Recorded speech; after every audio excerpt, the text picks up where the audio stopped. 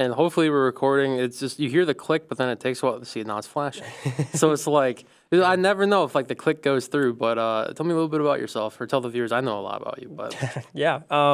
Hey, my name is David Wolfe. I'm a senior here at Iowa State, cybersecurity engineering. I guess relevant things for this. I'm currently the president of the Information Assurance Student Group. So I help coordinate speakers to come and talk on campus, give presentations about stuff. I also TA a lot of the cyber classes, 230, 231, and 331. So very involved in the undergrad program, I feel like here. And then I'm graduating this spring and going to start a job at Google in Denver, Colorado afterwards. yeah, are you excited for moving out to Denver? Yeah, I'm actually really excited. It's going to be a lot of fun. I've, born and raised here in Iowa. Feel like I've gotten my fill of Iowa things. There's probably a lot more to do. You count out there on in one Denver. hand. Yeah, exactly. I'm kind of full of just driving around and spending money to have fun. So Yeah, because I know on your TA stuff you're like huge into like rock climbing and stuff. So I'm sure you can do lots of that out in Colorado, right? Yeah.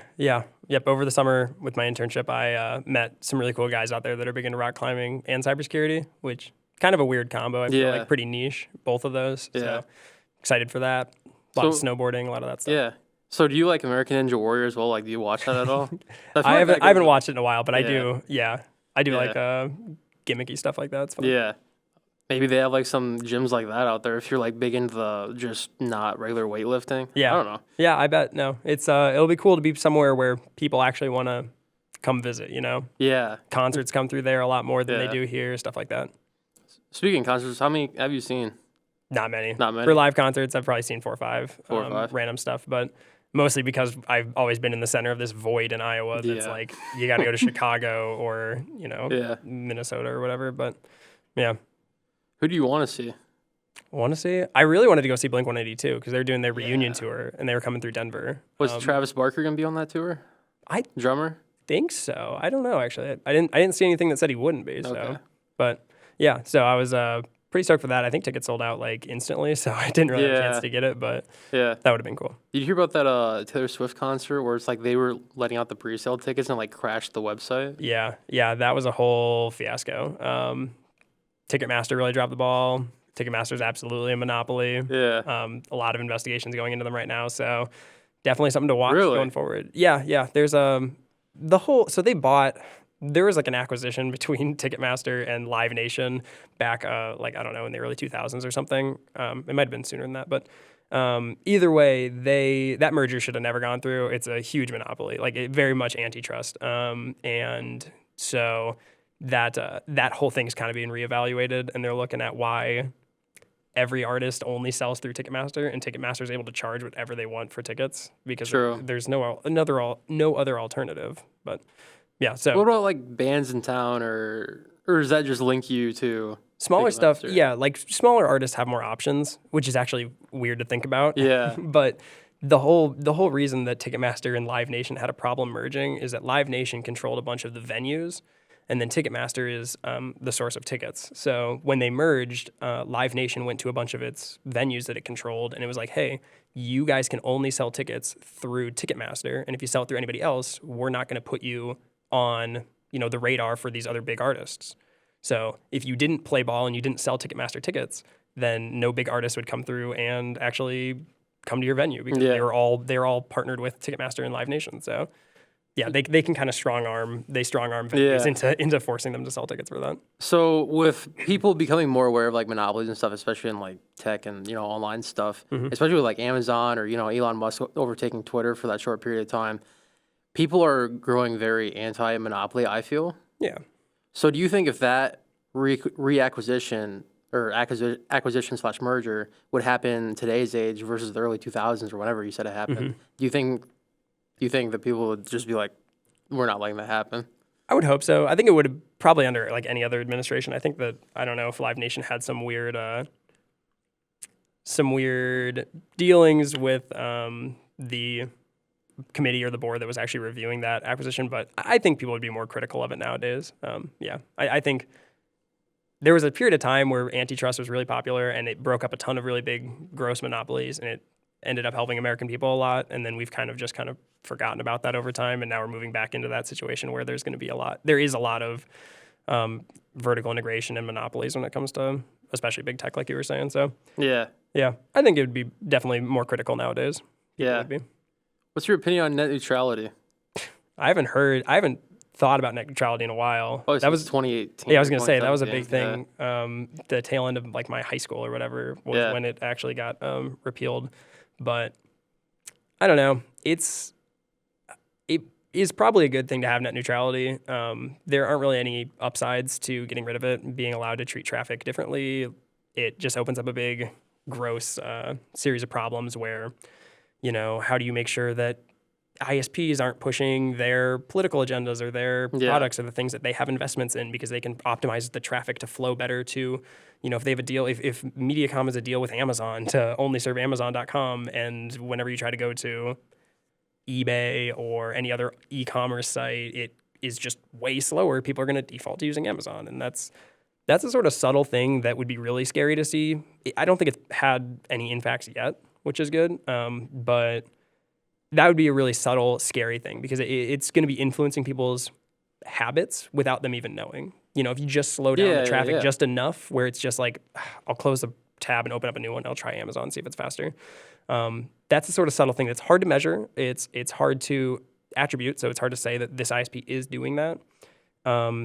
And it would probably be very effective because I know I get frustrated very quickly if a website doesn't load as fast as I want it to. Yeah, I'm right there with you. But I was talking about one of my buddies about this, and he has a company up in Maryland, and it's just a trash company. But I'm like, so what's your thoughts on net neutrality? And he's like, well, I think it's a bad thing. And I'm like, why? Because when I look at an ISP, I'm like, okay, you're offering gigabit Ethernet fiber optic, right?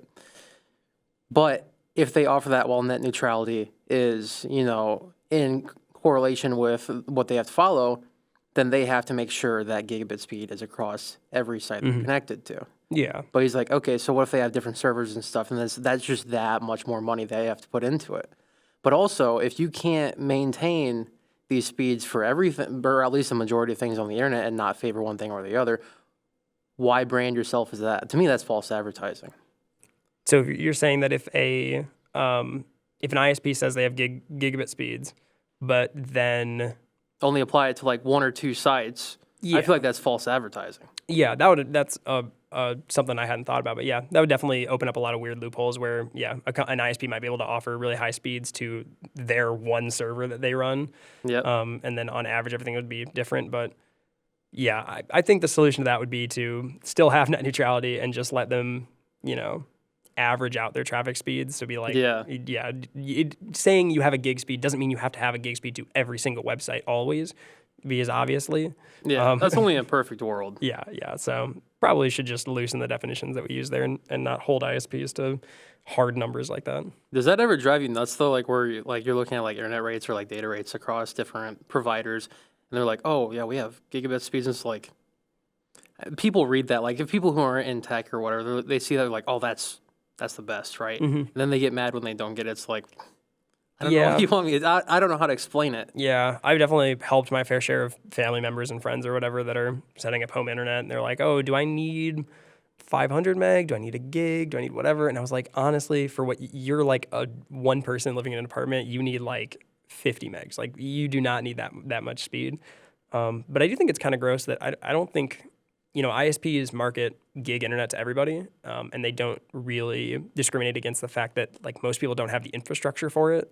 So if you have gig internet, you also need to have a gig switch, gig Ethernets and switches. You have to have your router has to support it and all this stuff. So ISPs are kind of incentivized to sell people on really high data rate plans because they get the money for that, and then low end hardware that can't support those high speeds, and then just hope they never check on it. Because if ISP sells you a router that doesn't do gig and you have a gig plan, most people aren't going to check that really. They're just going to assume that it's fast, and they'll probably use it and think it's fine, and not realize they're wasting a ton of speed that they have. And the ISP, it's a win-win for them. They're selling crappy hardware that they don't have to deal with anymore. They're upselling people on speeds, and they're not actually using the bandwidth that they have because they're essentially bottle capping people to not use their the full speed that they paid for. So it's a win-win-win for ISPs for sure. Yeah. I do think that there is bad marketing when it comes to how ISPs sell it. Yeah, it's a snaky little game they play. But one thing I learned in like 2020 is like you don't have to use the router or the modem they give you. You can go and buy your own $200, $300 tops. Yeah, I was gonna say a lot of people rent them too, yeah. and the renting is just a waste of money as It's well. like 15, $20 a month. Yeah, I was gonna say I would really only rent if I was like seriously moving between a lot of places and I didn't want to have to worry about the hardware. But yeah, so it's like, I guess anyone listening, if you are in a permanent home for at least, I don't know, 3-4 years, buy a router. buy a router, buy whatever you gotta do. Buy the 2-in-1. Or run a speed test. Make sure that hold your ISPs accountable to what they're selling you. My parents have run. My mom's run speed tests before, and she's like, "I'm paying for 500. I'm getting 350."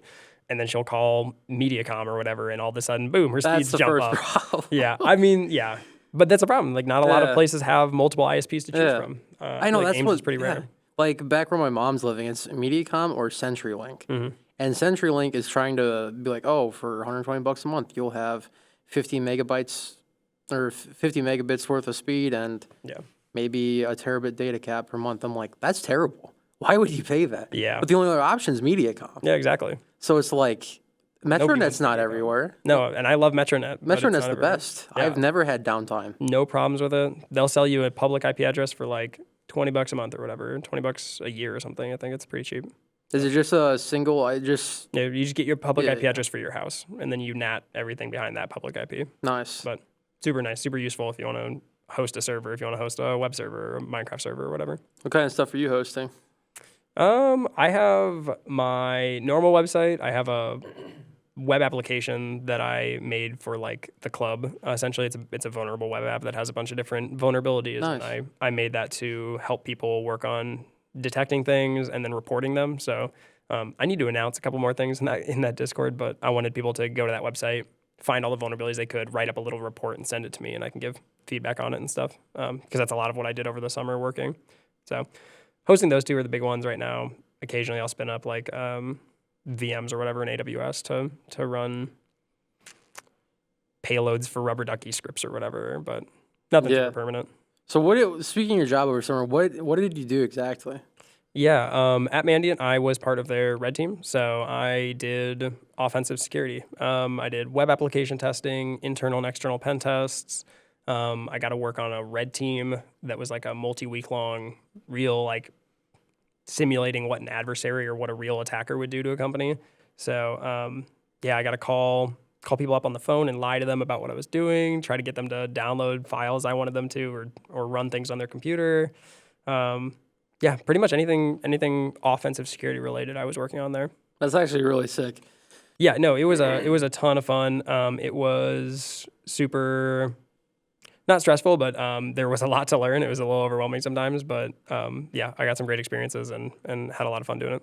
So what kind of mistakes can you make in offensive security in terms of like, I don't know. I just remember you talking to Jacob about this. Like you were like scared to like mess with the stuff in like terminal or something. Yeah, there's obviously plenty of things that can go wrong, especially when your like whole job is to go and break things, but we need to break them in a way that doesn't hurt the client, right? But we still expose vulnerabilities or we find flaws and things. So I was probably talking about there was one. So when I was doing that red team, a red team differentiates from a pen test in that the red team is there to test the company's response and their blue team. So if we try to be as stealthy as possible, do everything that a real attacker would do to hide ourselves, pretty much everything's on the table in terms of attacks. Just the end goal is to get into the company and cause damage, or simulate causing damage.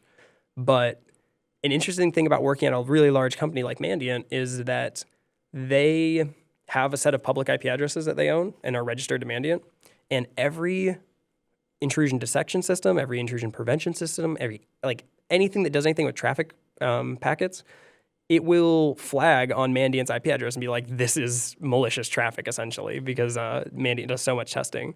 So when I was doing that red team, I was starting it up, and they were like, all right, intern, like, why don't you just go do some scanning stuff or whatever? Do some recon, figure out, these sort of things. And I was like, cool, I've done that, in classes, I've TA'd it, I know what I'm doing. And so I started working on it, and then I got another message, and he's like, I was just browsing the website, so it wasn't anything crazy. But he was like, oh, and just so you know, don't do anything like from the Mandiant IP address. Like, make sure you disconnect from your VPN for work so that none of this traffic comes from our IPs, Because if it comes from our IPs, the company's going to ban all of us immediately. Their blue team's going to know what we're doing, and the company's going to waste like thousands of dollars because they hired us to test their blue team. And if the blue team immediately knows that we're testing, that's kind of a huge red flag. So that made it really stressful because I was like, I need to make sure that whatever I'm doing looks like a normal user. Otherwise, yeah, I could just burn this entire like professional engagement as an intern within the first like week of it running. So that was a little scary. But that's just one of the things. So you're just like, that's like my thing. Like sometimes I'll forget to like connect to the Iowa State VPN when I'm like done working on homework and I'm just doing whatever. So it's like, you're probably like the same thing. I was like, I hope I don't accidentally leave myself connected, or I don't accidentally, so much of those scans and stuff are just ingrained. And so I'm kind of on autopilot running them. And just makes it a little stressful when you could at any point get a text from your client being like, hey, they know what you're doing. Like, you guys really dropped the ball on this one. Yeah. And that was pretty stressful. Yeah. Are you able to talk about any of the tools you're using for like testing against these companies? Probably not. NDA? I never signed an NDA, but I also don't like most of what I did was very proprietary and so like, you know how when you're learning about hacking stuff, you usually use like Metasploit or Metronet or whatever. Yeah. That's what we teach in classes. And that's cool and it's fun and it works for like lab environments and testing. In a real world, though, every antivirus program and anything worth anything in defense will flag on all the Meterpreter stuff and all the Metasploit anything, and it will just throw it away and burn you pretty quick. So to get around that, most large companies, including Mandiant, use very proprietary tools that are all built in-house. They're all customized and randomized to make sure that's actually really, they don't third-party any of the Nope, tool all of that. or anything. Yeah, there's like whole teams. I'm generalizing here because I'm pretty sure every security company does this, but pretty much everything that they use on professional engagements is super customized, written in-house. It's super cool. It was fun. The only difficulty was like, well, I just spent 3+ years learning how all these tools work. Now the company's going to throw me out a bunch of new tools that I had no way of knowing about because they're literally not in the public. So, but they're all, the concepts are all the same stuff. So in terms of like learning the ethical hacking class that you and I are both TAing right now, the tools that we use in there, how much easier are they or more difficult to learn than the in-house tools you're using at Mandiant? All the concepts are the same, I'd say. So it's not usually it wasn't like crazy hard for me to get a hang of those things. It was mostly just remembering the names of all of them and exactly what roles they played. But a lot of the tools that we teach about or that students learn here at Iowa State for security are still used, just not on the red teams. So if you're doing like an external or an internal pen test, you're going to use all the commercial off the shelf, all the normal tools that we teach about, because in those engagements, the end goal is to find vulnerabilities and report them, not to test the blue team and the security posture of the company. So no, all those tools are definitely worth it, and they're must-know things when you're going into. I guess I can really only speak to offensive security. Yeah. But yeah, they just in those specific examples where you're doing really high-value work for really high priority clients, that's where you break out these really proprietary little top secret tools. So I guess when you're testing these companies then and, you're writing up your report, but if, these already, antivirus, stuff like that, any protection tools they have in place for the blue team on the company, but let's say Mandiant's in-house tools are getting around this stuff just because it hasn't been flagged yet, how are you going to be like, okay, well, we got in your systems, but that's because we use our tools that's not shared with anyone in the real world? Yeah. It doesn't so the reports don't... Those also don't disclose any of the tools that we use, because the tools that we use are usually they're just proprietary ways of exploiting a common vulnerability, So instead of having instead of using Meterpreter for those C2 frameworks where you're sending commands to a client and the client's sending you info back, there's, proprietary in-house tools to do those exact same interactions just in a way that won't get caught. So there's never been a problem where a client's been like, oh, I think this is unrealistic, or what you did is like, cheating or whatever, because in the real world, there are no rules, and attackers will do whatever they need to get into your systems. So when we find vulnerabilities and report on them, companies are never worried about the ways that we did it. They're mostly just like, you did it, cool, that's all we need to know, we'll go and fix it.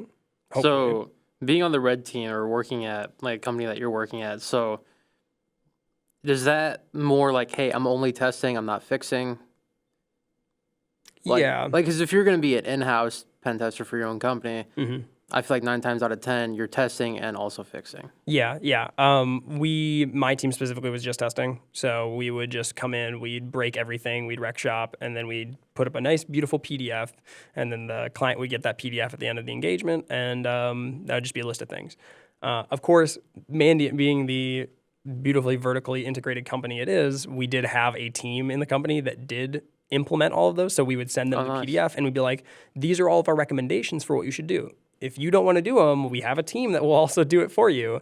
And then we have another team that will come in and validate that you set up everything correctly. We'll have another team that monitors it to make sure that you aren't broken into. We have a team that will respond to incidences if you do get broken into. We have there is a team for every level of a cyber event. So if you're, everything from doing an initial scan to see what your network looks like, all the way up to I was breached, I need help, I need a hotline to call right now. Mandiant covers, they have teams for all of those. So my team specifically, I didn't do any sort of security implementations, or I didn't go in and fix any networks or anything.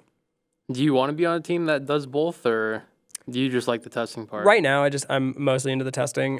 Red teaming is awesome. It's super fun. It's probably the funnest part in my opinion. Yeah. There's nothing cooler than being able to say like, I break into banks for a living, or I call people on the phone and lie to them, and then I get paid for it. So super fun. But I have thought about going into incident response.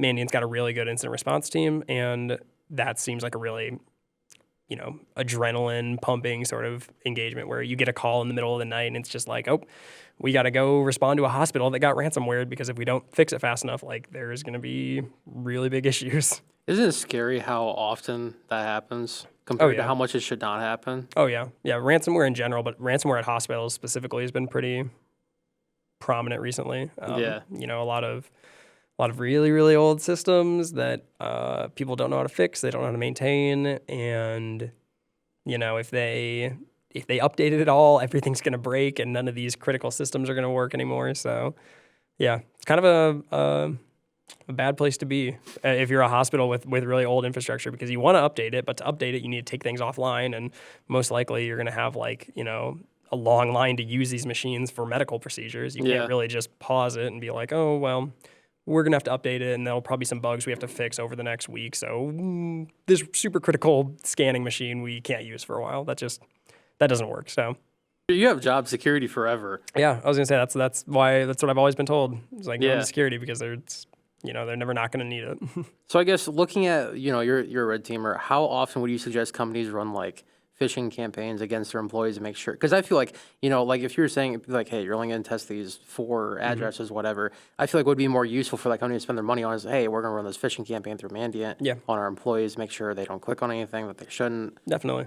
I don't know the name brands off the top of my head, but there are just name brand products you can buy off the shelf that will, you set up a little server and it will send out emails you can customize it to whatever you want. I think the most important thing is probably doing it on inconsistent intervals, because there are plenty of employees who'll be like, oh, it's time for the monthly spam message that I get and need to throw it away. So I don't know, at least once a quarter for a business to run some sort of phishing or vishing campaign. Most people don't do vishing because that requires somebody to actually call them on the phone and talk. Phishing is a lot easier to automate. So a lot of companies do automation for that, but I'd say at least once a quarter for just like those general send out a spam message, see what happens. Those usually don't do that much, but it's good to at least get your users thinking about it.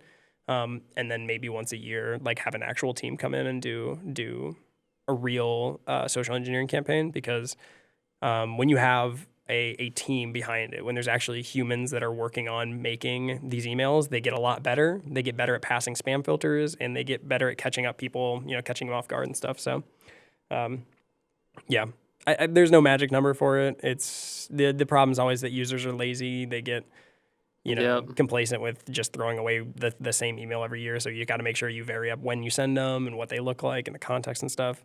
I got plenty of them at work. Like Mandiant would send them to us. And it was actually really funny because Mandiant just got acquired by Google in the last year. And one of the phishing emails they sent out was so good. I didn't click on it, but I was like, man, I really wish I could click on it, because they said, like, right when the acquisition closed, they were like, all right, like, to celebrate this happening and the company's getting acquired, like, click this link to get free Google merch. and it was sent from some garbage email address, but it really, the email looked kind of professional, and it was like very timely and very like, something that we could reasonably get on our internal networks. But no, it was spam, and it was unfortunate. I really wanted that free Google merch. You should have said, for guessing this right, can I have free Google, Yeah, Google exactly. merch? Yeah, I passed your test. Where's my reward? So, Yeah. but yeah. Did you get Google merch at all with that? I haven't yet. No, I'm not even yeah. wearing my Mandiant shirt or my hat on. But no, I haven't gotten anything yet. Supposedly, I get a hat at some point when I start, but I don't start for another couple of years or a couple of months. So Yeah. So are you starting in May, June? July. July. Yeah, I pushed it back a month because I want to go run around and visit people and stuff between school ending and work starting. You got any vacations planned, or you just gonna go see people? Right now, going to visit Denver over spring break. Yeah, I remember you talking about that. Yeah. Google's paying for us to go out and tour apartments and stuff. So I'm going out and looking at apartments and stuff over spring break. Tentative plans to travel abroad a little bit during that downtime if I don't bankrupt myself with school first. So it's always the problem is I would love to travel after I get a job, but I've got work and stuff. So yeah, do they have opportunities for remote work for you then, or is it all? I think they will eventually. Right now, as a new hire, I think they kind of just want me in person to be able to, make sure I'm adjusting to the company culture or whatever, and getting the help that I need. So right now, I think I'll be in person for at least like 3 days a week. But in the future, I know plenty of people that work for the company that are totally remote. So hopefully at some point I can go remote and just kind of move around wherever. So I guess what pushed you towards Mandiant? I just knew them as like a crazy good cyber program. Like I had only heard good things about their red team. I always heard people talking about, because originally they were FireEye for a little bit. It was like Mandiant, and then FireEye, and then back to Mandiant. And I'd only heard good things. I mean, FireEye is a really well-known, reputable brand, and they have a super good, reputation in the security industry. So when I would go to DEF CON and Black Hat early on, like right after high school, I would hear about the new vulnerabilities they were discussing or the things that they found on these attacks or how many Fortune 100 companies use their services. And I was like, that seems like the pinnacle of what I want to do. I knew I wanted to do offensive security, and they seemed like the best fit. So, yeah, I applied after Nicholas, the previous ISG cabinet or president. He applied before me and gave me the lowdown on it. I was like, I should shoot my shot and apply for an internship. So, and you got it. Yeah, it was a lot of fun. Sick. That was the hardest interview process I've ever been through for a job. Really? Yeah, it was probably 4 or 5 different rounds of interviews. I had to take a test, like an actual sit down, and I got proctored for an exam where I had to do like free response questions on a bunch of security stuff. I had to do I talked to 3 different people, all of which were technical, like grilling me on random stuff. And I remember one of them, I couldn't even say they were like, what would you do in this situation? I'd be like, I would use this tool because it's good at doing this stuff. And they're like, cool. You said you'd use that tool. How does that tool work? And I was like, oh boy. I was like, you're really not letting me get away with anything. And they're like, you need to know what protocol that tool talks in. And I was like, I, off the top of my head, don't know. So, but yeah. That's tough, man. But it's like, I mean, for a company that big and just got acquired by Google, I mean, you gotta have the best of the best. And I don't know, looking at Iowa State, I would say you're probably one of the best top 10 people for cyber here. Well, thank you. That's a student in undergrad. Yeah. But I remember just being in 230 is I looked up to all the TAs. I'm like, yeah. I have huge imposter syndrome when it comes to working with you and Jacob. So it's that doesn't go away. Don't worry. I'm sure it only gets worse. But no, I feel the same thing. I had Logan and some other people as my TAs for 230 and 231, and they were super influential. So was having John and Nicholas and all these people involved with the club. They all definitely set a standard for excellence when you're being involved in the undergrad program here, and I think that's passed on and hopefully continues to get passed down through the club and stuff. So. Yeah. So who do you hope is going to take your spot for IASG next year? President? Yeah. Probably Trent. Yeah. Trent's the front runner right now. I don't know if anybody else wants to run for president. Yeah. Does he want to do it? Yeah. I think he wants to be president. It'll honestly be less work for him. That dude does more work for the club than I do. He manages the budget. He does. He culled through our email list to try to find speakers. Yeah, the only thing I do is I organize the meetings every Monday. So I figure out what's going on. I got to figure that out for next week because we don't have a speaker this time. But other than that, yeah. So I'm a little worried about who's going to take Trent's position because somebody's got big shoes to fill for Trent. And the problem is that a lot of students are not, it's an extracurricular club. There's no pay. You're not really gaining anything other than maybe some resume filler. So a lot of people, it's really hard to get motivation to work on that sort of stuff. I think Trent's done a really good job with keeping us on track and actually putting in the work outside of our normal meetings to get things done. Because a lot of people will just be like, there's not much in it for me. I'm not going to put in the time right now or the hours right now. I could be working on school stuff, or I could be working on work or an internship or something. So yeah, it'll be interesting. The club's doing really well right now, so I hope it continues. Yeah, no, from what I've seen, like all the upgrades, like I went to like a few of the meetings, which I haven't been super active. I feel bad, but it's like once I'm home for the day, it's like going back into campus for me is just so hard. Yeah, and they're always late at night. And it's the whole thing. But I guess I'm gonna pull a YouTube short out of this content I'm gonna ask you. So it's like I remember one of the first things you guys said, hey, we made an OnlyFans for this club because YouTube won't allow you to post like, oh, here's how you do this. Or right. I thought that was perfect. I'm like, it actually makes sense. It's actually really logical why you guys did it. Yeah, I mean, it was kind of a bit at first. It was just a joke because we could name anybody we wanted on the cabinet, any position, and we're like, boom, you're the YouTube and OnlyFans manager. But then YouTube did start removing hacking content. So we're like, well, we need a backup if we all of a sudden can't post our weekly meetings, we can't post our presentations on YouTube, we need a backup for that. So OnlyFans has a more progressive policy when it comes to hacking tutorials and hacking material than YouTube does, which is funny to say. That's a bizarre sentence. It's nuts. I don't get it. I don't understand. Well, I don't know. Why do you think YouTube does that?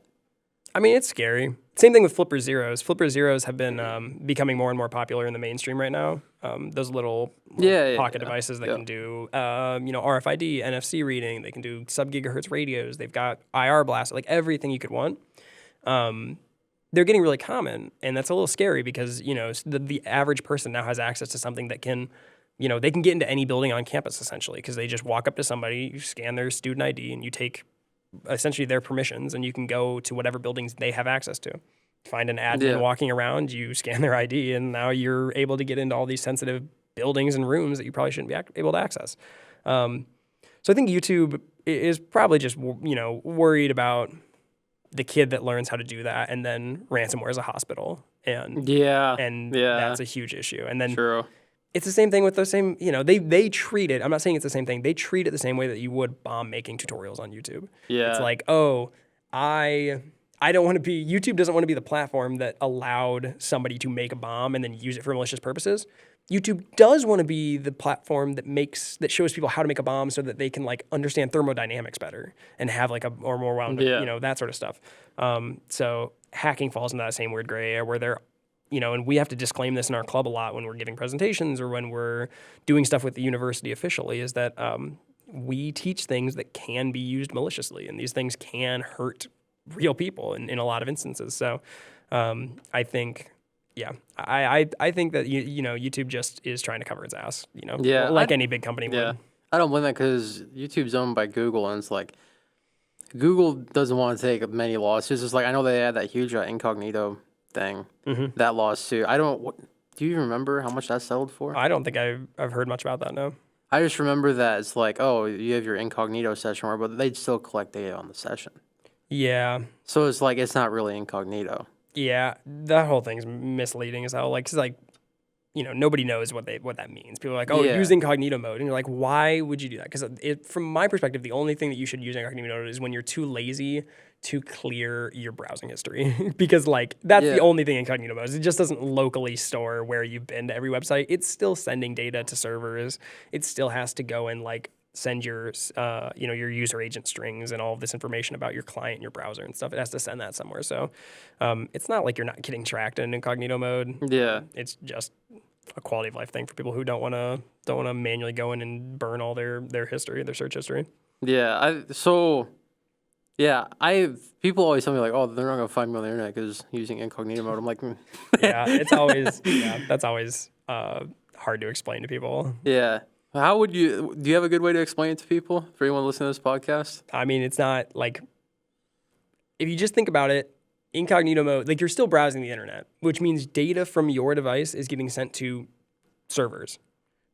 Whether you're in incognito mode, if you're using a terminal, whether you're browsing through Chrome, Firefox, it doesn't matter. Like data is still getting sent from you to a third-party server, and that third-party server can do whatever they want with that data.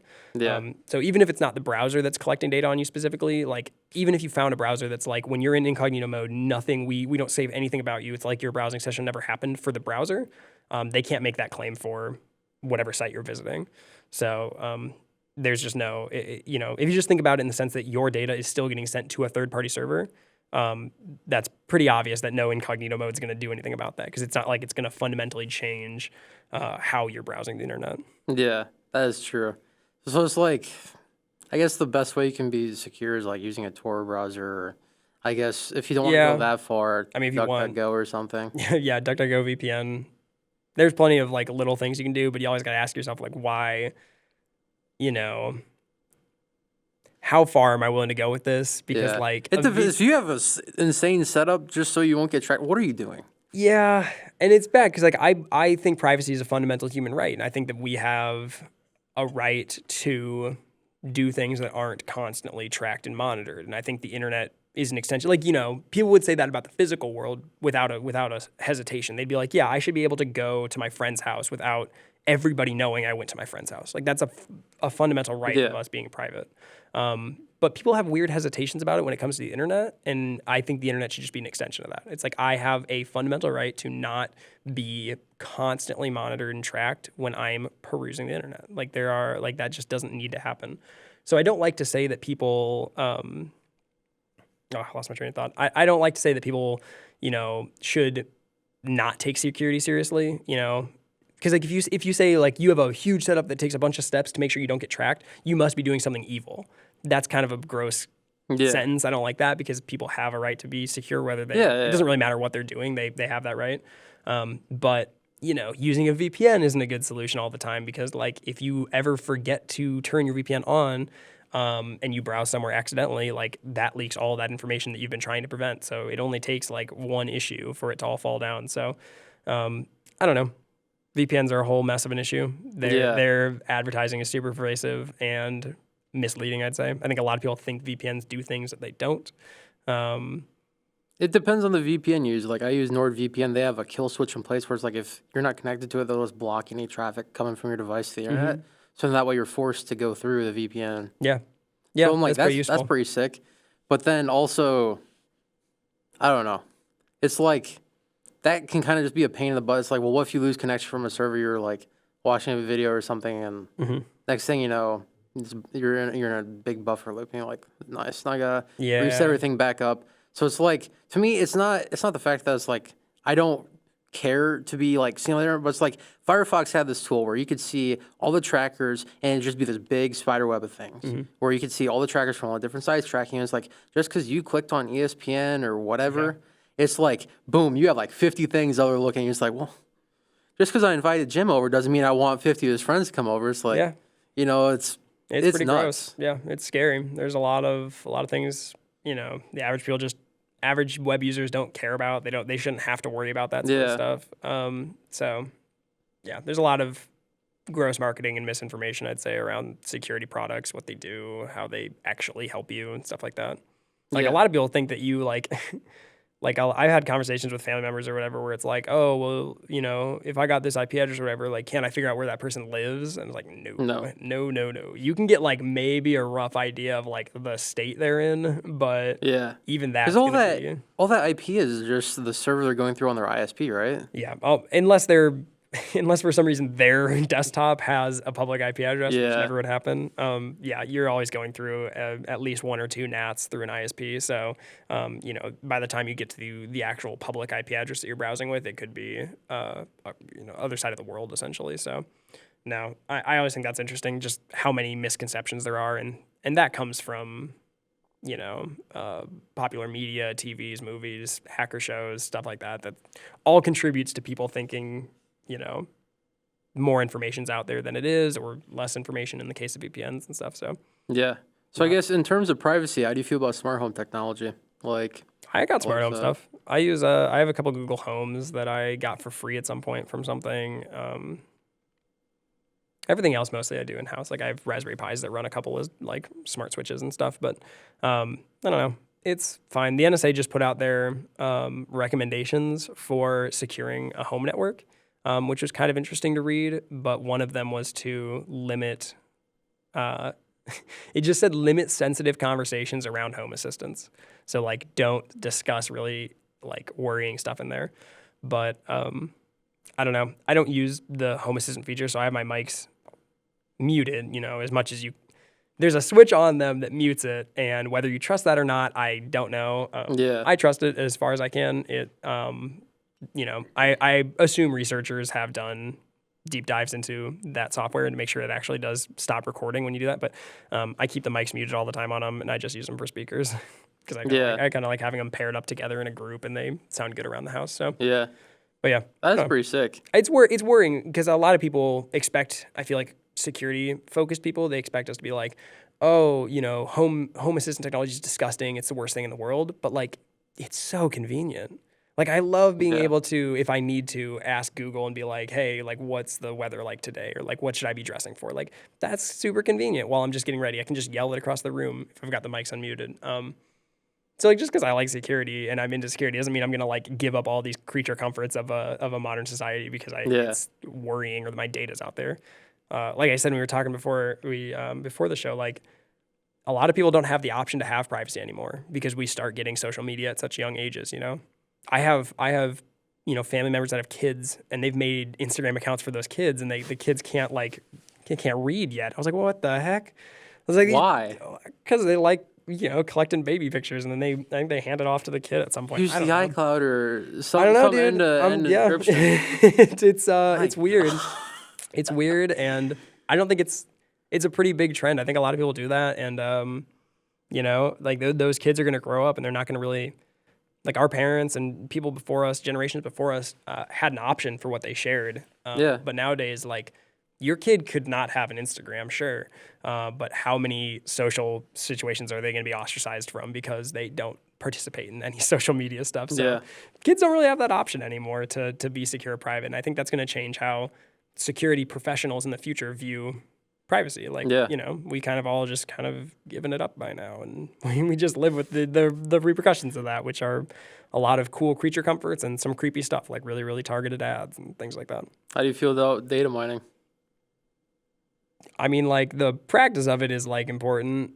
I don't know. I like having tailored ads sometimes. It saves me time. There are times where I'll get an ad for something and be like, I was looking for that, or I do actually like need that thing, and I don't have to go and like, I guess I'm saying I'd rather have targeted ads than untargeted ads because untargeted ads are boring to look at and completely like confusing. But I don't know. Data mining as a whole it's kind of a broad topic. Like, do some things have more of a claim to do it than others? Sure. Should everything be super transparent about what they're harvesting? I would think so.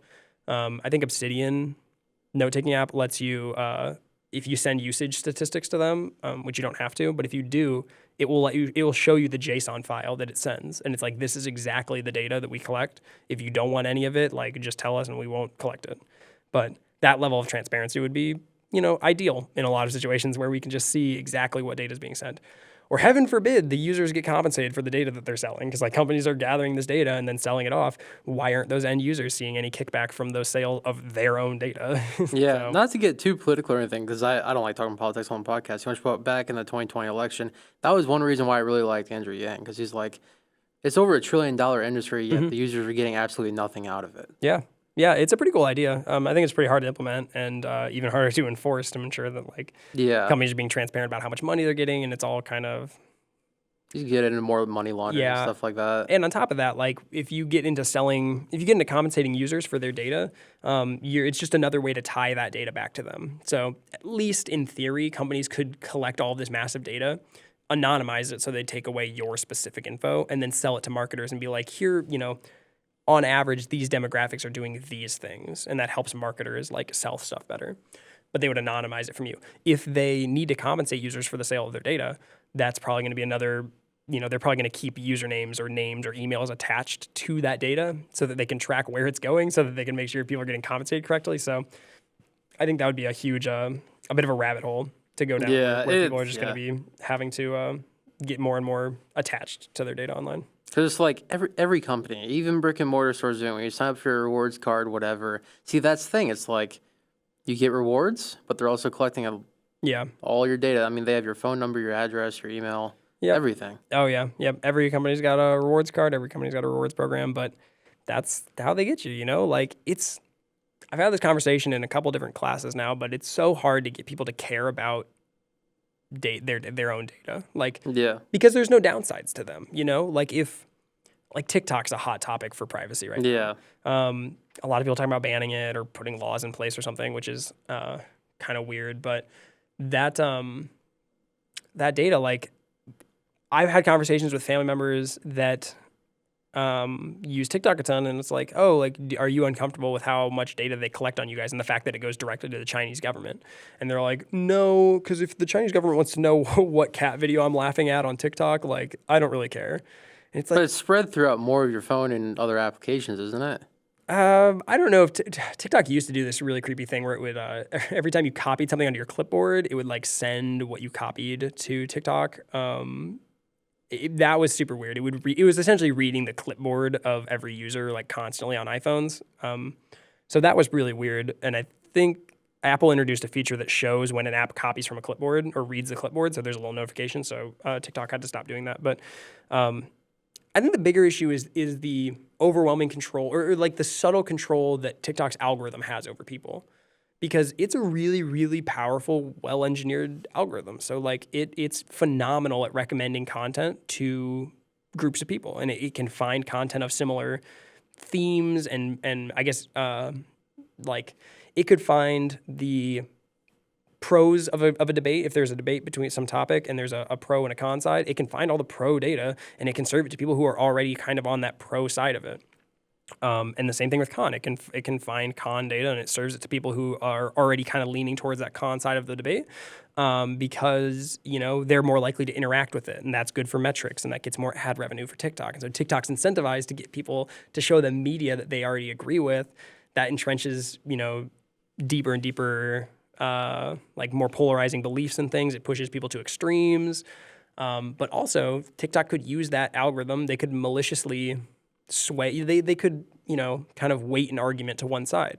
If TikTok or the company that owns it, like Tencent or whatever, if they decide that this is like the stance we're going to take on some super divisive issue, then in their algorithm, they could just, you know, favor the content that's on their side of that algorithm. And now every user, you know, the like millions or like a billion users or whatever that are on TikTok, they are all getting this, you know, this filtered opinion where they're only seeing one side or specific sides of the argument that TikTok deems worthy of them seeing. So that's how I've tried to sell people on why they should be a little concerned about TikTok is the fact that it's owned by the Chinese government and the Chinese government doesn't have any incentive to help the U.S. If anything, they only have incentives to hurt a lot of our political going-abouts. So, you know, if they have all of this unchecked, unregulated power over algorithms and content moderation and how content's fed to people, who's saying they don't use it to, you know, spread misinformation about the election or to like seed doubt in people or sway opinions about political opponents? Like, it's really scary. I think there's a ton of power there that's just unchecked, unregulated. So, yeah. No, I agree with you too. The thing is, like, I got sucked into TikTok before even those concerns were, you know, brought to the public. So I'm stuck in the vortex, man. But the only reason why I favor over like YouTube Shorts or Instagram Reels is the fact that that algorithm is so up to date with whatever's the newest trend, and it'll be like a month before YouTube or Instagram catches that algorithm, and they're like, okay, this is the next hottest topic. So it's like, yeah, you're on the bleeding edge of things on TikTok. It's true. And that's another reason because like users don't see any downside to that, right? I mean, they don't see any, and there's no bad outcomes for them for people using their data or stealing it or whatever. So they only see good things, and that's funny videos, entertaining content, sharing it with friends, you know, building a community. It's cool, and I'm not going to say that TikTok or short form content is inherently evil or anything. It's just, you know, it's pervasive, and I think people need to be a little bit more critical of how they engage with its platform and the algorithm specifically. But yeah, it's I think YouTube will catch up. YouTube is doing a lot better with shorts. Their Yeah. their monetization strategy is a lot better, from what I hear. Like creators can get more revenue per video out of that than they can TikTok. I heard TikTok has like a horrific Yeah, they compensation platform. they don't pay people. Yeah, so you don't make money on that. So hopefully when that switches over, I mean, they do pay people, but it's like compared to what Instagram or YouTube, what it is pennies compared to their dollar. yeah, exactly. So that's again speaks to the crazy strangle grip that TikTok has over people, is the fact that creators are making no money on it, but they'll still produce content. Yeah, because they'll just gain traction like nothing. It's stupid. And they can pivot to other things, and they can do, plenty of like mainstream artists that we know today on Spotify or whatever blew up because of TikTok. And so even if you don't make money on it now, like it's gonna catapult you to making money in the future. And so hopefully other mediums catch up. I wouldn't mind if YouTube Shorts became more popular and TikTok was less. Oh, prominent, I hope for that. It's like then you're also looking at Google having a lot of control, because like you said, they just acquired Mandiant. They have YouTube. They have the internet. Yeah. I mean, they're like, there's a reason Bing has been experimenting with Bing GPT, like the chatbot. Have you seen that stuff? I haven't seen the chatbot. Oh man, they're integrating ChatGPT into Bing, or they're demoing Really? it. Yeah, it's super interesting. In the search function? Yeah, so you would search, and then there's like an optional chat box where it will like give ChatGPT's response or something. But Bing has been experimenting that really hard, and Google is not, because Google has way more to lose than Bing does when it comes to experimenting with these like really crazy features. Yeah. Because Google like is literally a verb. Like that's a pretty crazy thing. I know that happened a while ago. Google it became like an accepted verb, but that's a company.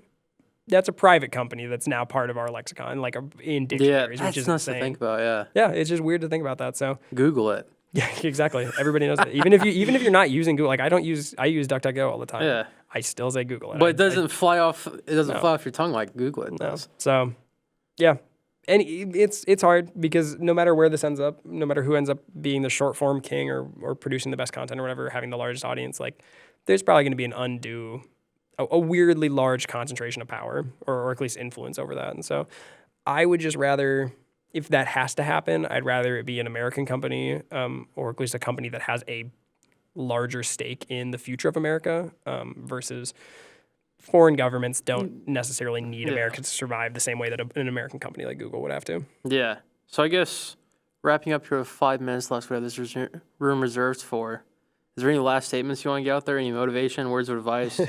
Motivation. I don't know. Keep, like we said, imposters syndrome doesn't go away. No. I've been thinking about that a lot recently. I've been talking to a lot of people that are involved in classes and stuff, and are, I talk to people who are taking 230, 231 in these classes, and they're like, I feel so behind. There's so much content. How do I learn this all? How did you do it? And I was like, I don't know anything. I have incredible notes. I take notes in Obsidian. Not a sponsor, but I do love Obsidian. I take crazy notes. I look things up constantly. I forget things. I relearn them. Don't ever feel like it's all just comes down to learning. Like somebody, it's hard.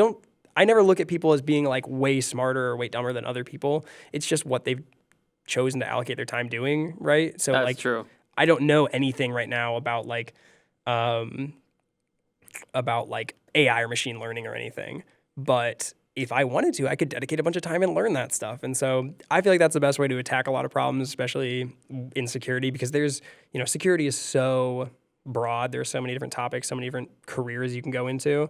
You're never going to know all of them. You're never going to know everything. And nobody knows anything. And if anybody is, they're lying, and it's pretty cringy. So I would just encourage everybody to accept that nobody knows anything, and it's all imaginary. Yeah. Figure out your thing and go for it. Yeah, figure out what you like doing and spend your time learning that. Take good notes and find other people that like doing it, because it's so much easier to learn in a group with other people. And that's what we do with the club here.